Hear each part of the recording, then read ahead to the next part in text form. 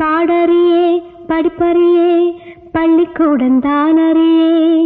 1965ஆம் ஆண்டு காக்கும் கரங்கள் மூலமாக தமிழ் திரையுலகில் நடிகராக அறிமுகமானவர் தான் சிவகுமார்.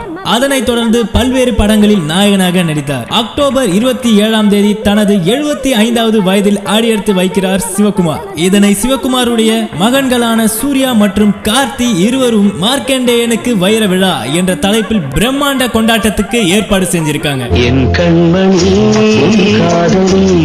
அதாவது ஒரு மாசத்துக்கு முன்னாடி தான் நடிகர் சூர்யாவும் கார்த்தியும் வந்து நடிகர் சிவகுமார் கிட்ட 50, 60, 70ன்னு எல்லா முக்கிய பிறந்த நாளையும் கொண்டாட நீங்க அனுமதிக்கல. இந்த முறை உங்களுடைய 75வது பிறந்த நாளுக்கு சில விஷயங்களை நாங்க செய்ய போறோம், அதை நீங்க தடுக்க கூடாது அப்படின்னும், உங்களுடைய படைப்புகளை கொண்டாட இந்த பிறந்த நாள்லயாவது அனுமதி கொடுங்க, அது பின்வரும் தலைமுறைக்கு ஆவணம் போல் இருக்கணும் அப்படின்னு பர்மிஷன் கேட்டிருக்காங்க. நடிகர் சிவகுமாரும் ஆரம்ப கட்டத்துல எந்த கொண்டாட்டத்துக்கும் நான் அனுமதிக்க மாட்டேன் அப்படின்னு தான் சொல்லியிருக்காரு. ஆனா தன்னுடைய 2 மகன்களும் இப்படி சொல்லவே அவரால் குறுக்க எதுவும் பேச முடியல.